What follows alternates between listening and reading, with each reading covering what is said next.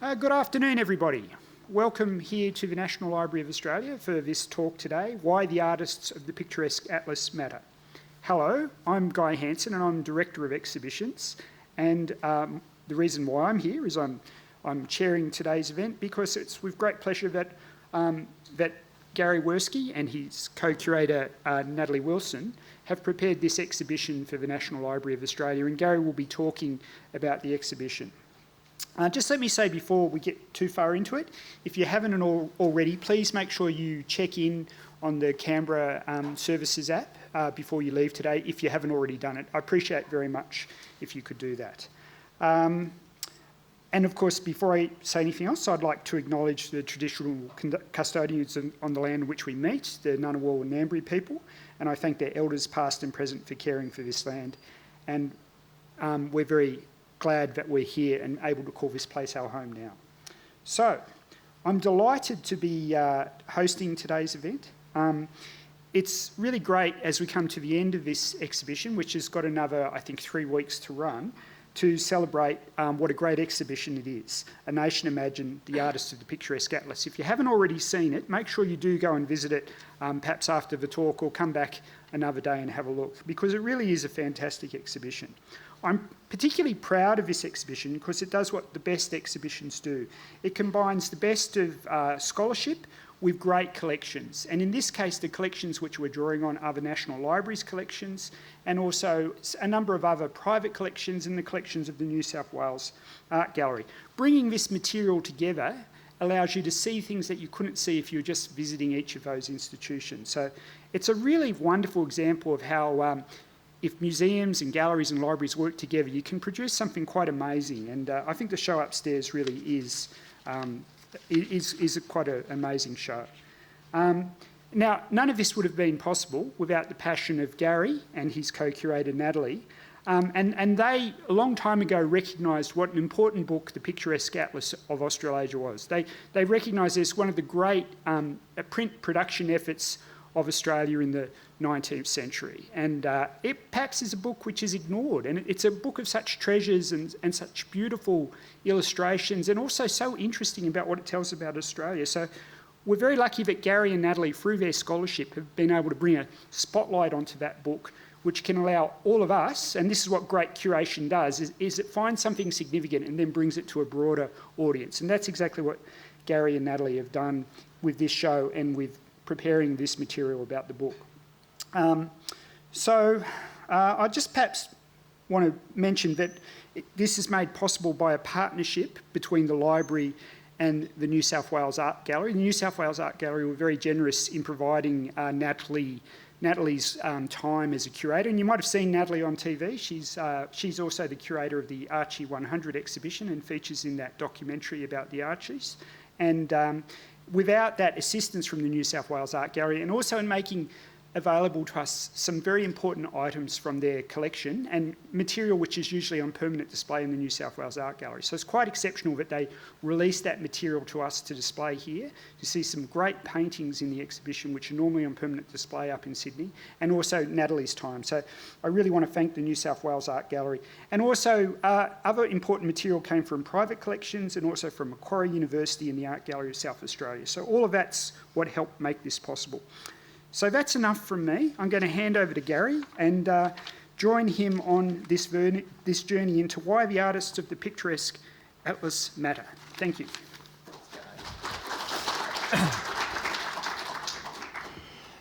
Well, thank you, and thank you for coming, leaving your homes, and coming out in the elements.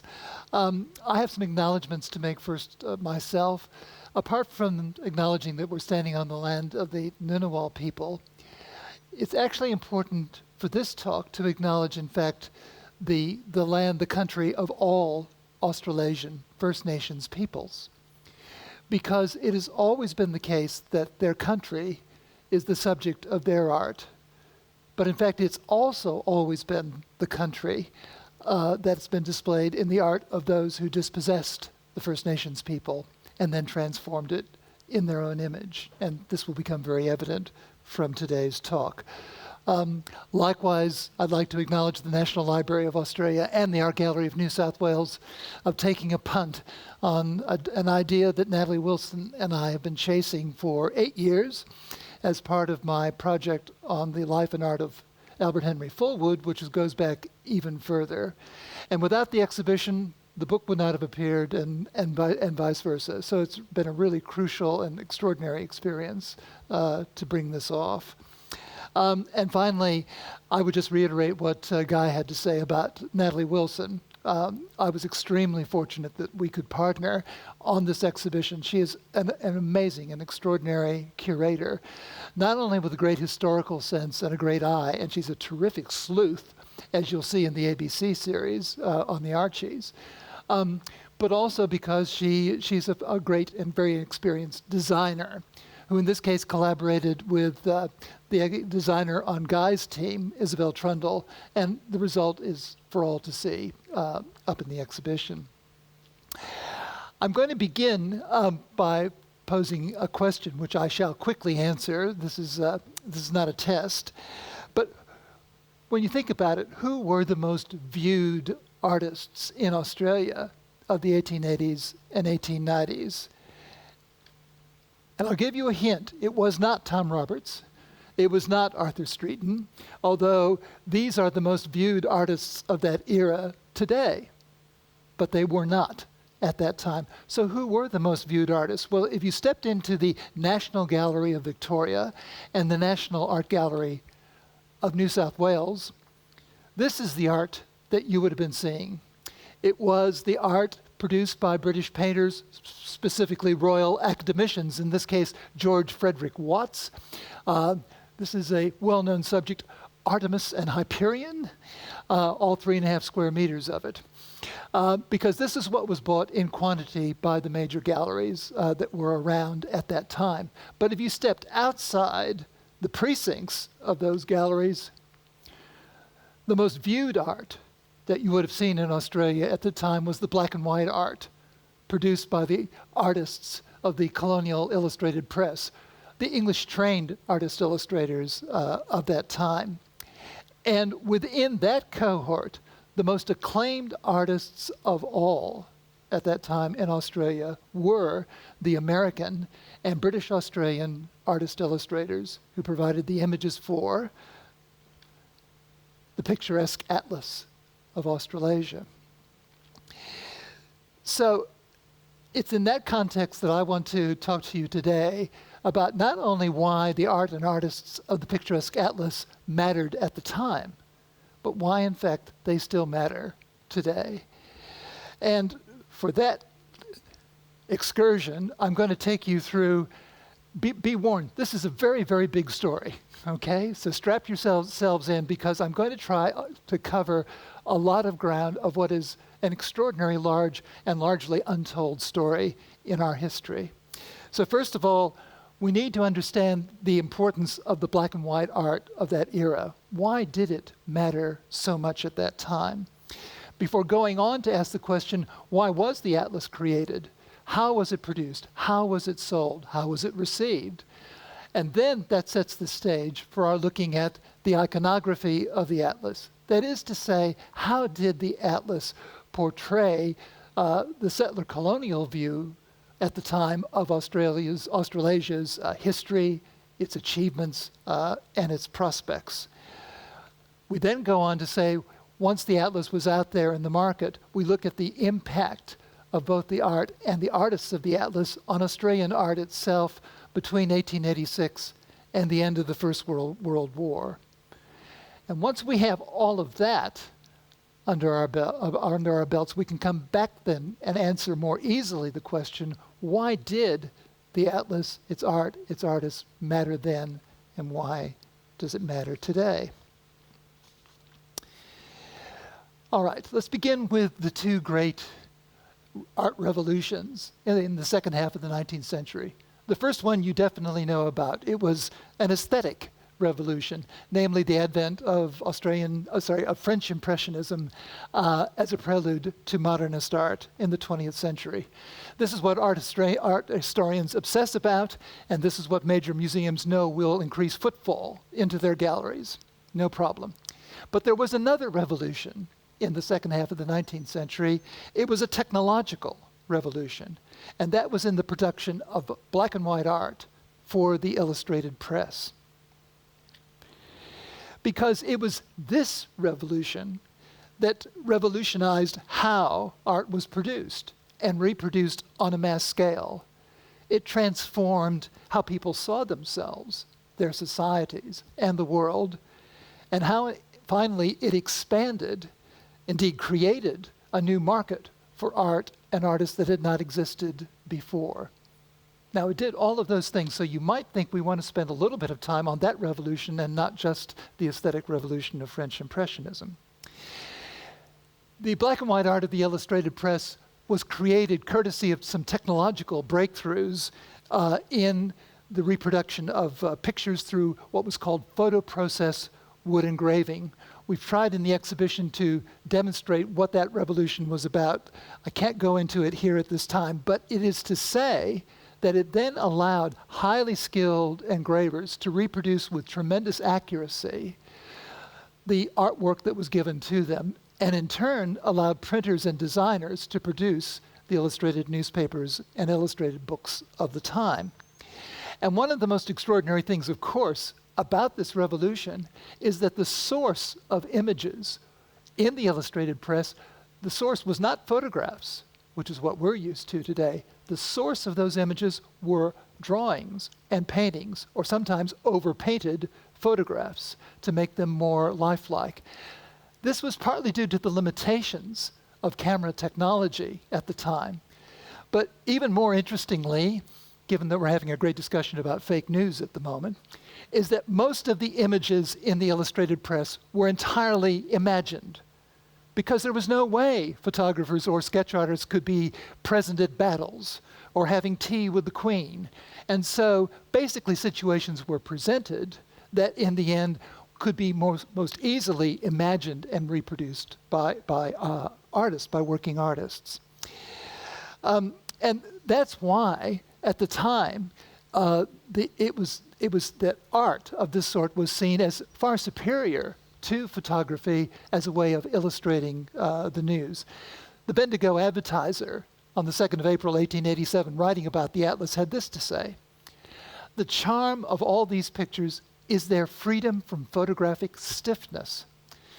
While they reproduce the actual scenes far more faithfully than any mechanical photograph could do, they have, in addition, the soul of the poet, the eye of the painter, and the hand of the artist superadded." So, people then got their views of the world from how artists imagined them and how they were reproduced in the illustrated press. And it was this imagery that transformed, in turn, how people, including Austral Britons, saw themselves, their societies, and the world. It created a visual culture that was accessible to all, something that had not been achieved prior to the middle of the 19th century ever in human history. And so in a sense, what we have created through the illustrated press is the first worldwide web of illustrated news. And you know full well that you want your news illustrated. Well, for the first time, people in America, Europe, and Australasia were able to have that benefit. And this was recognized by the art director of the Atlas himself, Fred Schell, one of America's leading artist illustrators. He wrote in 1887, "In the life of magazines, pictures and popularity have become synonymous. It would nowadays be an absurdity for a publisher to appeal to the people through the pages of a periodical without illustrations. How vivid becomes the personalities of our heroes and heroines when the imagination and culture of the artist has been expended upon the thrilling incident related in the printed pages. Illustrated magazines, too, have been the best teachers of geography, either inside or outside the classroom. Through them, and principally perhaps through the pictures in them, we stay at home and become acquainted with the scenery and ways of life in the uttermost parts of the earth." So, you have this explosion of the illustrated press across the world, which in turn demanded an explosion in the production of illustrators, painters, engravers, designers, and printers who could actually generate this content and make it available through the illustrated press. And indeed, in this case from the graphic, you have a celebration on the left of the principal artists of that newspaper, and on the left, the engravers who made the reproduction of those artists' work possible. So these became rock stars, and magazines and newspapers had to compete for the best artists available. In this case, in many cases, royal academicians actually working the night shift, producing illustrations for the graphic. And at the same time, and this is a nice little twist, as a result of the illustrated press, its art created an expansion of the audience for art. So people looked initially at art as what appeared in the press, and then they began to want to go further and look at other kinds of art. And that in turn increased the interest, not just in the art of the newspapers, but fine art, if you like, that hung on gallery walls. There were a number of centers of excellence at this time. The Illustrated London News was the first illustrated newspaper produced in 1842. But in fact, just 10 years later, the Illustrated Sydney News appeared, and in various iterations, that along with a plethora of illustrated newspapers in Australia began to appear.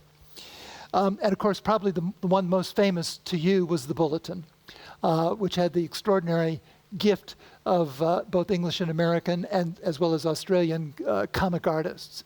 And as the Bulletin proudly proclaimed on the left, everybody reads the Bulletin, including the colonial governor, lieutenant, Lord Carrington, and at the bottom, Sir Henry Parkes, who, as you will see, was often the butt of a lot of the Bulletin's humor. And again, you may not be aware, but a claim can be made with real credibility that one of the world's great centers of black and white art was here in Australia in the second half of the 19th century. And that was not only a credit to the illustrated newspapers and the magazines, but also to the Picturesque Atlas of Australasia. But for subtlety of reproduction and daringness of illustration, it was the Americans who were in the forefront, largely due to the fact that they were at the forefront of technological innovation in terms of black and white illustration, both in engraving and in printing. And the summit of excellence of the illustrated press was the picturesque book industry. Now, these were books that combined, if you like, a kind of Lonely Planet for the 19th century, for armchair travelers. So vivid descriptions and vivid pictures of the wonders of the world and the different parts of the world. And at the same time being presented and treated as high-end art books. If coffee tables had existed in the Victorian period, it was the picturesque books that would have landed upon them. And the Americans perfected the art not only of producing, but of marketing these fabulous picturesque art books. This is a very important example. This is Picturesque Canada, which was marketed all across Canada by an army of Yankee salesmen, selling this production in parts on the Never Never, if you like. So it was innovations in marketing and salesmanship as much as in production and artwork that was a key to the success of Picturesque Canada. That was completed by a group of New York engravers, artists, and entrepreneurs in 1884. And the next question for this group would be, where to next? Well, of course, they were working in one collection of British colonies at that time, so looking across the Pacific, why not try the Australasian possessions and colonies of Britain as well? And it was a very good hunch that indeed there was a very ripe market for such a picturesque presentation. It was a splendid market opportunity, not least because the Australasian colonies in the main were amongst the wealthiest societies per capita on Earth at that point. It was a boom time, in particular in the 1880s in Melbourne, and more broadly throughout Australasia. Also, there was an enormous upwelling of settler pride in what had been achieved in such a short space of time particularly on the Australian continent. 95% of the settler population at that time was Austral Britain. It was the whitest of all of the colonial outposts of the British Empire. And 70% of that population had been locally born. And so it was no accident then that in 1872 we had the formation of the Australian Natives Association. And there's already a contestation, oddly enough, of who had the better claim to being a native at this point in Australia. And in 1878, we got the greatest hymn to settler colonialism ever written. It was called Advance Australia Fair. So all of that was going on. And then the timing was exquisite because in 1887, Queen Victoria was having her Golden Jubilee. In 1888, there was a centenary of white settlement in Australia. And there was already beginning to be a grand discussion about where was Australasia going? Would it be possible to federate the colonies into a new nation? And finally, from the standpoint of the Atlas, what was Atlas promoters was very good is that there was also a well-established illustrated press in Australasia, which meant that there was a core of competence, particularly talented artist-illustrators, with whom they could collaborate in the production of this book. So they set to, at the end of 1884, the first of the Atlas contingent arrived. For 6 months, they sussed out the market, and the market looked particularly good. They knowingly went to colonial governors, to captains of industry, to judges, and so forth. They went to the great and the good, in other words, for endorsements of their enterprise. They also, in the meantime, found investors who were willing to put up money as seed capital for the enterprise. And they also brought across, yet again, these, I have to watch my accent here, but these fast-talking Yankee canvassers who literally beat the bush to again see whether or not there would be interest in and a market for what the Atlas was actually offering. And also they made quite a point of networking with all of the great newspapers of the time.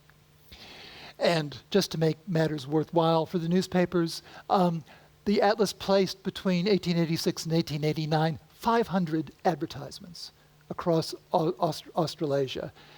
It's not for naught that many of our papers are called The Advertiser. At any rate, marketing was good, the sales effort was going strong, but in addition, there was a very sophisticated way of promoting the Atlas both before it was published and even while the further supplements were rolling off the presses. And that was by providing art tours in Sydney of the Atlas's 3-story establishment in Wynyard Square. It was an art factory, and people could go in and could see the entire process from original sketches to engravings to proofs to where it was being printed, bound, and so on. But even more importantly, the Atlas went on the road constantly with original drawings that it showed in prestigious exhibitions all around Australasia, including the Jubilee exhibition in Adelaide in 1887, the Melbourne Centennial International Exhibition in 1888, and even to Chicago in 1893 at the World's Columbian Exposition. So bottom line, what was it that the Atlas was selling? Well, the pitch of the Atlas, have I got there yet? Now, the pitch of the Atlas, I'll go back. I'll try to go back. Keep you fixated on that. The pitch of the Atlas was really very simple. From its flyer, the only complete illustrated work on Australasia, our country as it was and as it is from 1606 to 1888, pictorially and historically described by the best artists and writers, superbly illustrated with entirely original engravings on steel and wood from sketches made on the spot, edited by Andrew Guerin, M.A., LLD, giving a panorama of Australian history and life. All right, would you buy? At the same time, the Atlas was making a claim that it would also put Australasia on the map. It became the only picturesque book in the 19th century that was an atlas. And the fact that it was seen that this would be an enormous selling advantage here in Australasia is quite interesting in terms of the mindset at the time. But the great advantage of having an atlas-sized format. I've been doing weights. It's okay. Is that you end up with this. It is an enormous publication, and it offers the most extraordinary platform for the atlas artist's work to be displayed full page across the pages in montages and so forth. Despite the fact that we had this on display in the exhibition, it actually makes there's no substitute for holding this thing up and just realizing the enormity of it, the audacity of it. At any rate, that was what was on offer to the public. Now, producing this publication in Sydney was quite an interesting affair, but Sydney was chosen over Melbourne because it was a free trade colony, not a protectionist one, which meant that all of the equipment and gear of the Atlas could be brought in from America duty-free. And that was very fateful, that difference, as far as the history of art in Australia is concerned. So we have the art factory in Wynyard Square. The American contingent arrives by the middle of 1886. And very soon, the Atlas artists and engravers were making common cause with the artists and writers of the Bulletin. And the Atlas Bulletin gang, if you like, became very, very important in terms of both the production and the promotion of the Atlas. That's Albert Henry Fullwood, age 22 when he was taken on the staff. Here is Frank Marney. Here is Julian Ashton, an incredibly important figure as the story progresses. There's William McLeod of the Bulletin, the leading portrait maker. He had a thing about the Mikado. Frederick Schell, the art director. And then up here, you've got Livingston Hopkins from the Bulletin, Phil May from the Bulletin, along with W.C. Fittler and William Smedley. The people I've pointed out to you, these 7 artists, 3 Americans and 4 British colonial artists, produced 90% of the signed artworks in the Atlas, and there were 800 of them. So it was a very concentrated kind of effort.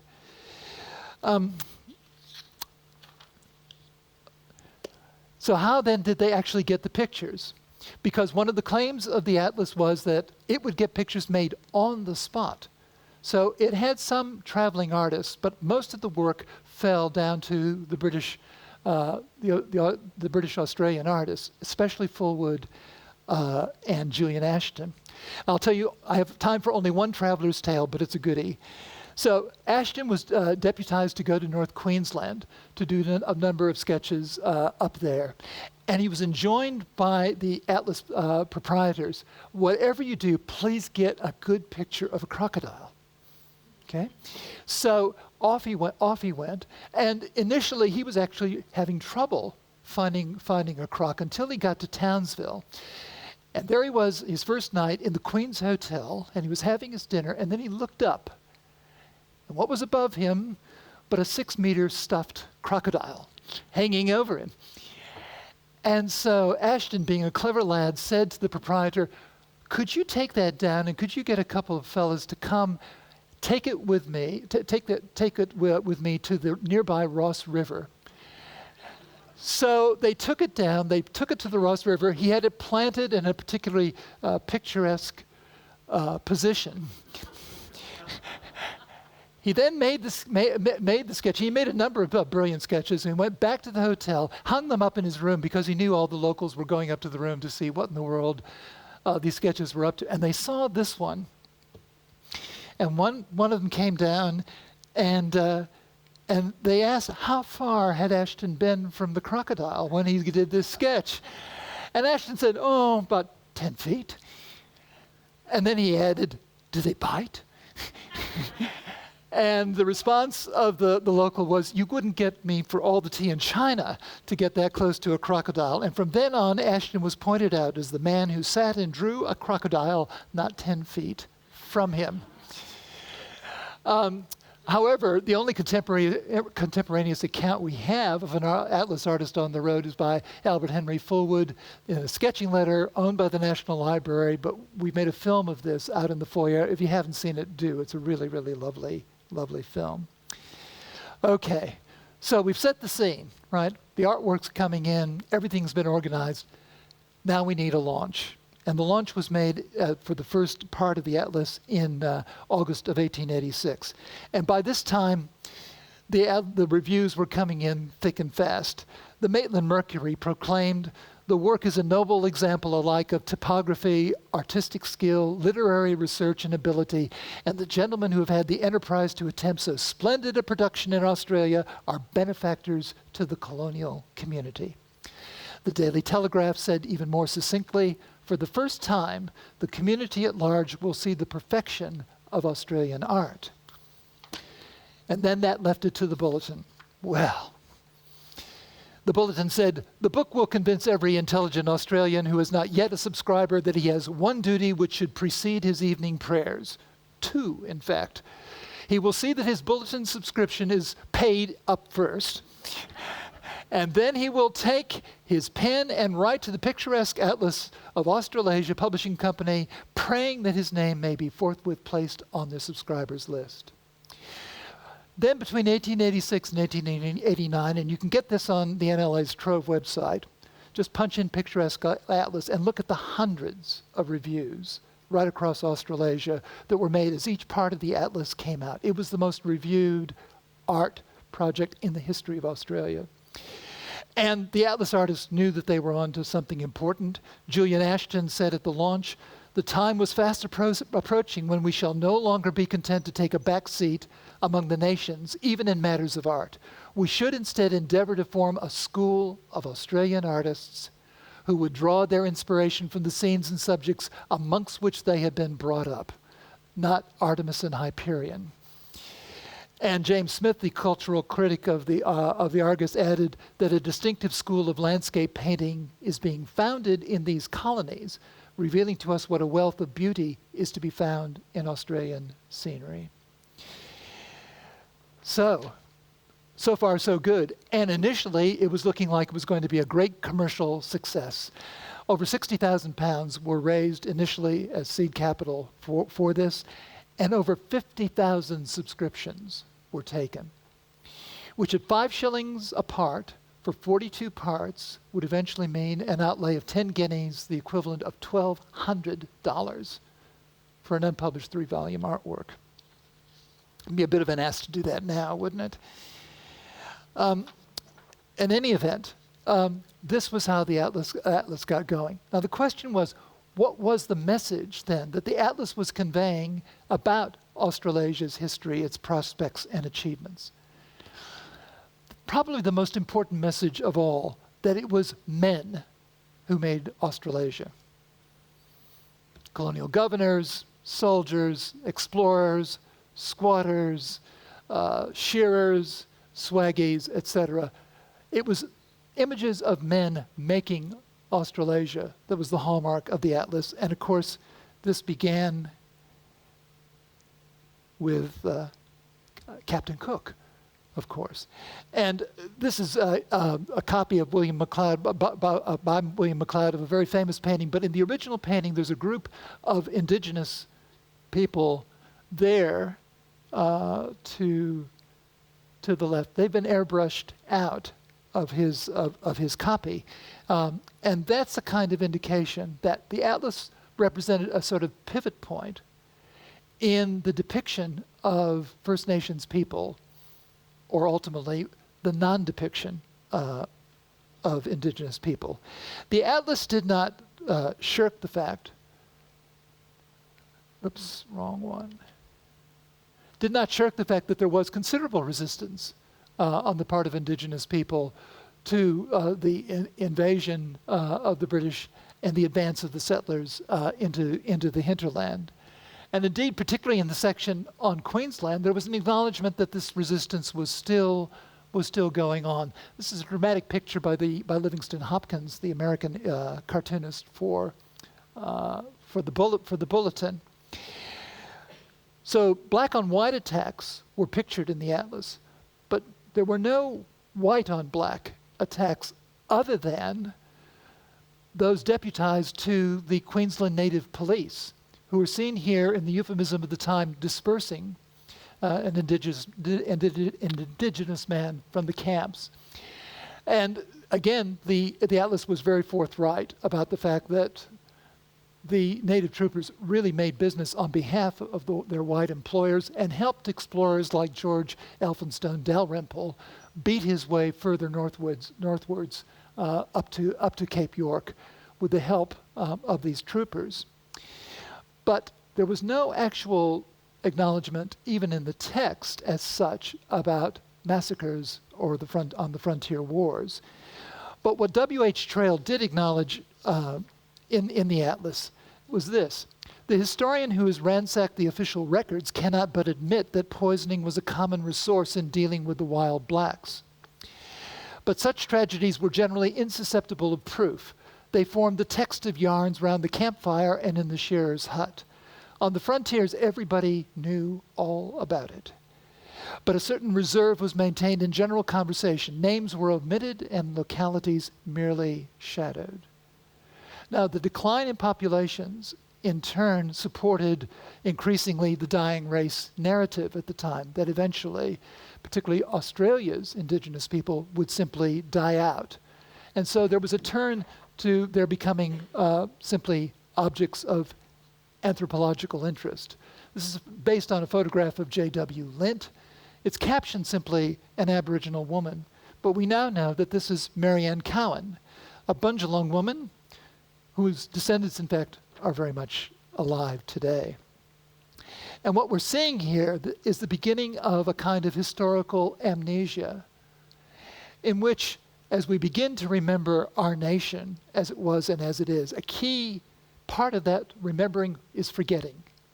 And this forgetting was already underway in the Atlas to the point where the poem that led off the volume 1 of the Atlas from J.F. Daniel had to say of Australia on its commemoration, on its centennial day, "No wrongs have been done to the world in thy name. No treason nor bloodshed have brought thee disgrace. Unsullied thy flag and untarnished thy fame. Thy honor is bright and as fair as thy face." Otherwise, the focus in the Atlas was, more happily, on Australia's beauties, rich and rare, along with the settler transformation of this beautiful country that kept Australasia connected and productive for the rest of the world. That's Cape Nelson on the left, done by Fullwood. That's Point Perpendicular in New South Wales by Ashton on the right. But the sea was often presented not only with lighthouses scouring for the connections to the rest of the world, but here's Circular Quay, the direct shipping connection, and then the newly laid submarine cable up in Port Darwin with a dauntless night operator keeping Australia connected to the rest of the world in that way. Landscapes, of course, were the overwhelmingly most important genre within the Atlas. But again, as the sheep look on at their brethren in the flocks below from Mount Lura looking out to Lake Corangamite, you can even see in the distance there's a train running through there. There's a train running through, obviously taking the wool down to the port of Melbourne. So there's no wildness as such. And it's all really quite vague beyond where agriculture had reached that point in the colony. The emphasis in the Atlas, therefore, about beauties rich and rare is that what this represented was the golden soil from which wealth for toil could be extracted. The pastoral industries were absolutely crucial, of course, at this time, as evidenced by this magnificent drawing by Frank Marney of cattle swimming the Darling. It was also the subject of outback life, of course, as well. And here you particularly see the American influence of frontier art from the United States. This is Livingston Hopkins showing a shearer knocking down his check on the one hand, and then on the other, rounding up a straggler, which became the subject of a later painting. Agriculture was also represented as well. We have a lucerne harvest from Maitland on the left. And here is a very characteristic scrapbook way of presenting the images. Very common way of cascading productive processes as well as the incidents of wheat farming in South Australia done by Ashton as well. And then, of course, there were the mining industries. Now, Fullwood actually trekked up north of Glen Innes to Vegetable Creek, or Emmaville, as it now is, to get a very picturesque view of a tin mine there at the top, combined with the backbreaking work of the Cornish tin miners washing the tin below. But my favorite mining picture in the atlas, for sure, is there on the right by William Smedley. It's Hargraves discovering gold. Hargraves clearly has just stepped out from his brownstone on Fifth Avenue in New York, which is where, of course, Smedley spent a great deal of his time. But out of all of that wealth for toil came the colonial modernity of great cities. And the American artists were particularly keen to remain settled in Sydney and Melbourne to produce some really fabulous pictures of these extraordinary metropolises. Just to say briefly, because I know time is getting on for me, but this picture by Smedley on the left, simply called Spring Street, is where the aesthetic revolution of the 19th century meets the technological revolution. Smedley had been to Paris, it's obvious, because that could almost have come out of Montparnasse. And it's in my view, it's probably the first truly impressionist picture that was ever done in Australia. It was done in 1886. And this trope of rain-splashed city pavements became very predominant in the work of Condor, Roberts, Fullwood, and others later on. And in fact, for some reason, if you look at the art of that period, it was always raining in cities, even when the sun was shining on the harbour and on the Hawkesbury. So that's a quick conspectus of the iconography of the atlas. What's missing? Settler women's contributions. There's not a single portrait of a settler woman in the atlas. Not a single one. But who else, or what else was missing? Sorry, I missed out here. This is a contrast. This is Smedley's view of women and men in Sydney on a Saturday night on George Street. Considerably more louche than their Melbourneian counterparts. And this is Fullwood's view of Sturt Street, Ballarat, with everybody in their Sunday best on Sturt Street. And I missed out as well my favorite picture in the whole atlas of Fullwood's anyway. This is, believe it or not, the Macquarie at Dubbo. But what it really illustrates is the playfulness that you can get with illustration, with the tree breaking through the nominal picture frame to provide a canopy over it. Here we come at last. So what was missing? Native animals. This is the only page in the atlas where you'll find kangaroos, koalas, the actual stuff of the bicentenary of 1988. No, the mascot, the logo, was this very contented merino ram, because that was actually what mattered as far as the settler colonial Australasians were concerned.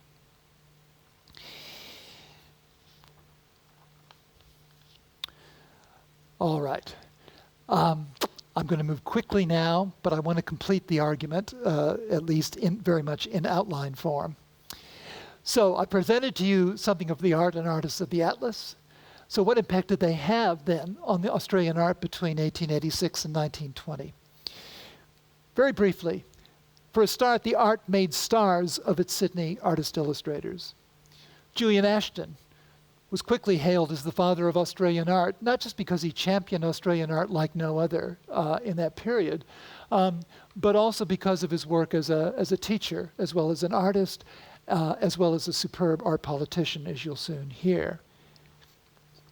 Frank Marney was quickly recognized as Australia's finest animal painter, but more importantly, he became the most important cartoonist of the Bulletin in the 1890s, and illustrated not just pictures of outback life, but in particular the poems of Henry Lawson. And Lawson insisted on the right that only Marney could illustrate his short stories and poems. Fullwood, in turn, became Sydney's leading impressionist. And here we're back to those wet pavements. A Wet Evening in George Street on the left, and Reflections by the GPO 10 years later. Absolutely stunning bravura display of the illuminated lights of the city. But it was landscapes that remained, of course, the dominant genre, as you well know, from your love of Streeton and so forth. But this is one that Fullwood did of the Shoalhaven from Camberwara. All right. So first of all, the Atlas artists did well. But secondly, the Atlas and its artists transformed the Sydney art world. Julian Ashton led a coup in 1886, took over the Art Society of New South Wales with the majority of its committee consisting of Atlas artists, and started becoming much more bulshy about getting more support for colonial art in Australia.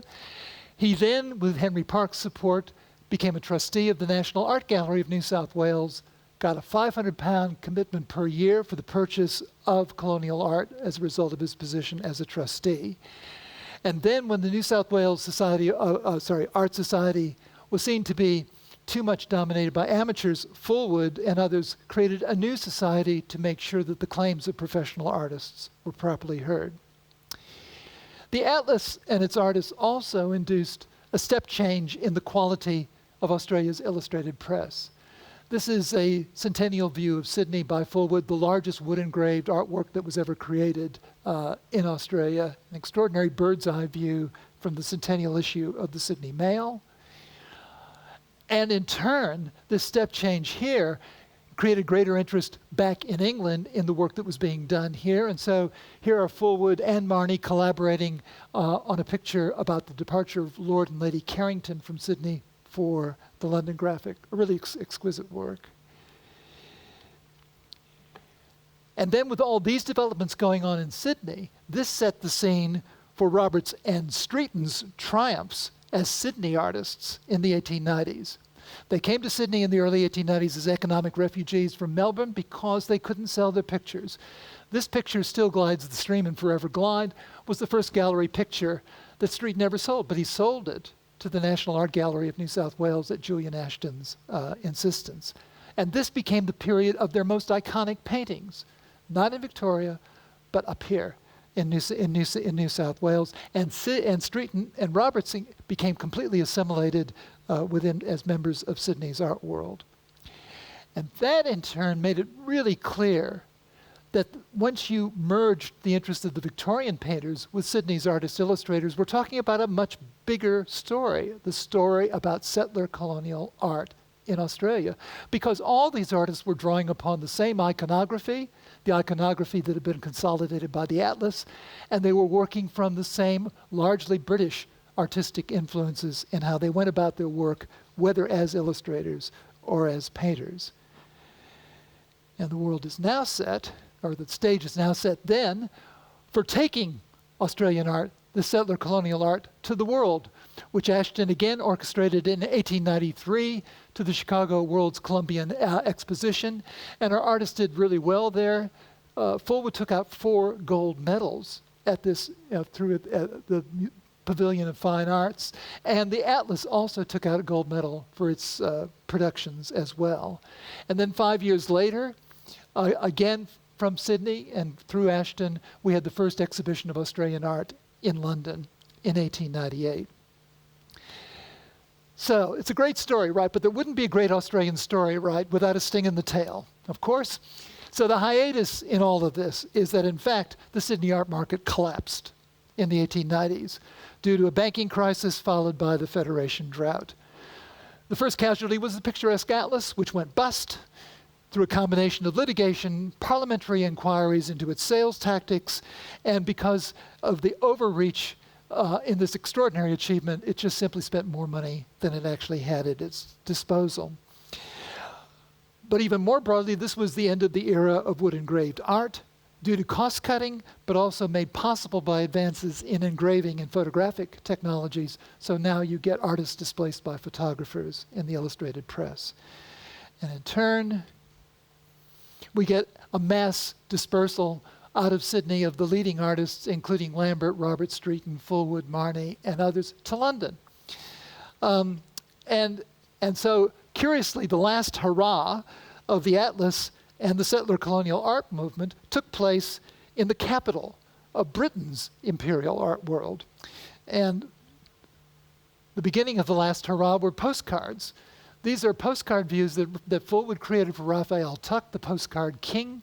150 scenes of Australia and New Zealand, many of them coming straight out of the Picturesque Atlas. You'll recognize the pose about gold prospecting there, for example. But the final expression of the movement was in their service as war artists on the Somme. And these artists were the perfect illustrators of Charles Bean's Anzac legend, celebrating masculine heroism and the settler colonial values of mateship and nationalist pride. Well, that was a bit of a canter.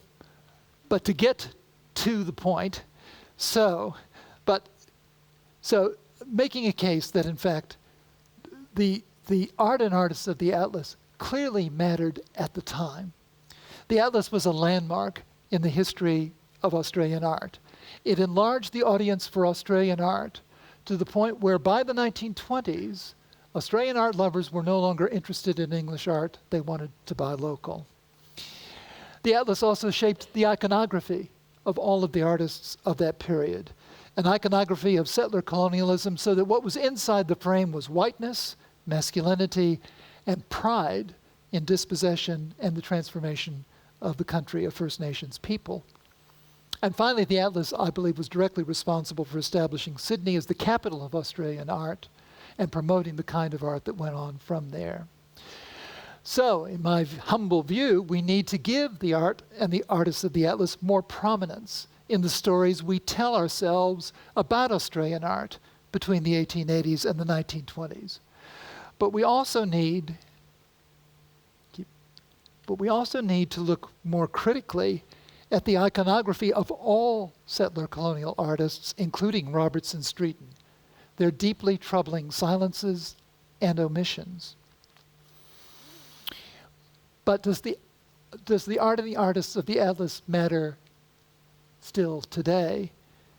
Well, my question would be, don't we need to take an equally critical look at why this art still exercises such a hold on how we see Australia and its history?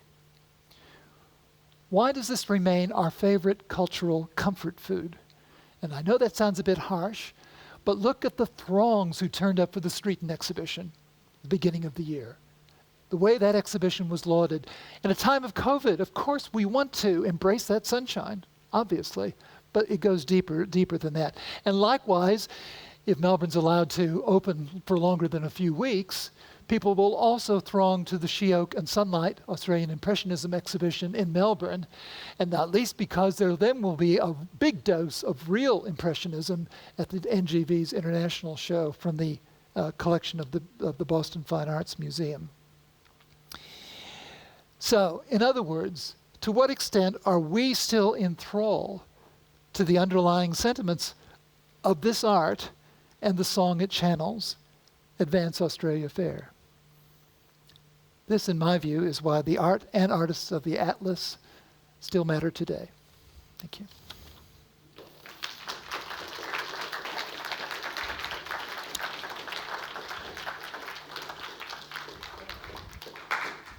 Thank you very much, Gary. That was a wonderful gallop through the late 19th century. Breathtaking. Questions? We have some time for some questions. Thanks so much, Bill. So the people at home can hear as well. Yeah, the audience will appreciate the wait so they can hear you. And we are recording today's Good day. Thank you so much for a really excellent lecture. I thoroughly enjoyed it, and I've just finished reading your book about Fullwood, which was really an eye-opener. My question is, what are the implications of the word picturesque, both historically and in this particular time, and what are the ideological implications of that word, if that makes sense? Woof. That's an enormous question, and we had another hour. But look, I'll say briefly, the picturesque is a tradition that comes out of late 18th century, early 19th century art, particularly in England. And it was around the cusp of the Industrial Revolution, and so there was a searching out, if you like, for the past crumbling ruins and so forth that could at least still inspire the soul in that way. The picturesque then migrated through the spread of empire, and it became then also attached to an enjoyment of the exotic. So, in other words, scenes we couldn't imagine, topography we couldn't imagine, and so on. But by the time you get to the end of the 19th century, the term picturesque would then be attached to any pleasing scene of what people regarded as truly important about that society. So consequently, you have picturesque mines, you have picturesque farms, and so on and so forth. So if you like, the term is still ideologically loaded in quite different ways about different kinds of art, but it's a far cry from what the original notion of the picturesque was about. Great question and worth a long. Thank you. Yes, thank you very much for that great presentation, really enjoyable. I just had a question about the historical background in relation to the UK connection, and that is there anything in the Atlas at all about religious themes? Because we have obviously medieval illustrated manuscripts, and they were full of colour but non-reproducible. So I just wondered whether any of that flowed through into the Atlas. Thank you. Oh, interesting. I'll just give two-part answers to that. First of all, the Atlas was very interested in getting the support of important religious leaders at that time. So there's a cracking full-page steel-engraved portrait of Cardinal Moran, for example. There are also pictures of various religious observances at the very end of the Atlas, so some acknowledgement that religion is, if you like, part of the fabric of life here. But beyond that, there's very little in the Atlas that you can directly connect, if you like, to some of the traditions that you're talking about, particularly in art. But in Australia, we had a secular version of the illuminated manuscripts, and there were all these presentation scrolls and addresses and albums that were made. For almost any occasion, somebody of note would get on leaving an illuminated manuscript, if you like. But that's getting pretty far away from medieval times.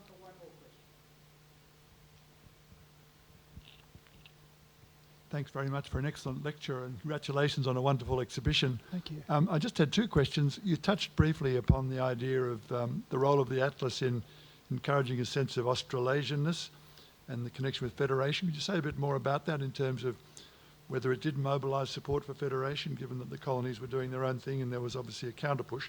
But my second question is a bit off beam, I guess, but you touched upon the literary side of the Atlas. The exhibition doesn't cover that very much, but what's your sense of the quality of the literary contribution?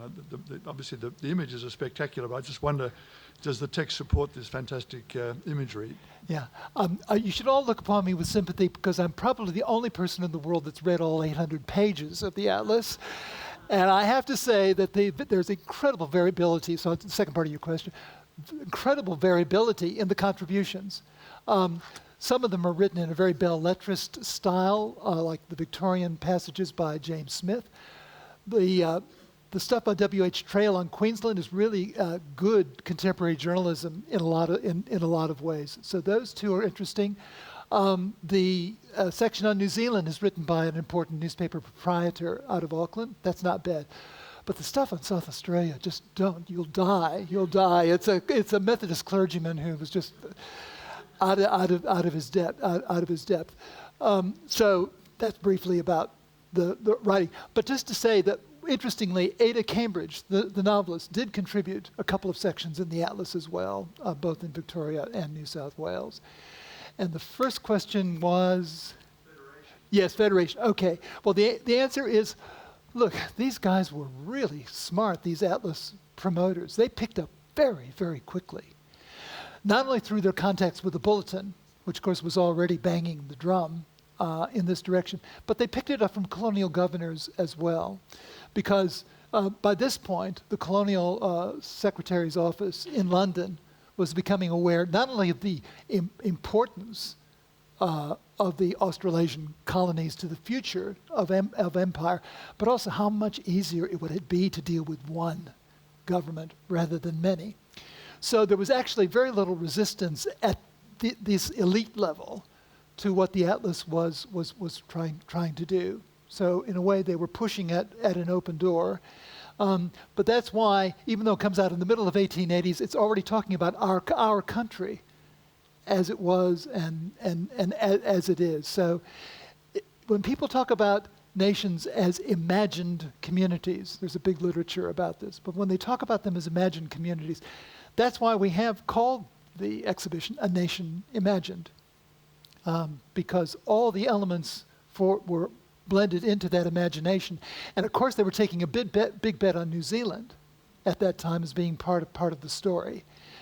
So again, that's a bet that didn't come right, but it resulted in some beautiful pictures of New Zealand and some really interesting commentary. So different about First Nations people, the New Zealand section compared to the Australian sections. Gary? Just before you go. Oh, I was going to plug it. You were going to plug it. So I was just going to say, if you have any more questions, I'll be up in the bookshop at a table, and I just want to provide you with a warning. You may encounter a Yankee salesman attempting to sell you an illustrated book about an Atlas artist. You've just been warned, all right? I'm afraid Gary took my line and my joke. That's what happens when you work with people this talented. But look, thank you again, Gary. That's a wonderful talk. I would encourage you this. The exhibition is on until the end of the school holidays. If you haven't seen it, go in. You'll see those beautiful paintings and see the originals, see some of the original drawings. It really is a spectacular show. We're very proud of it here at the library, and we're very thankful to Gary and Natalie for all their hard work. Buy the book, see the show. Have a great afternoon. Thank you very much. Thank you. Thank you. Thank you. Thank you.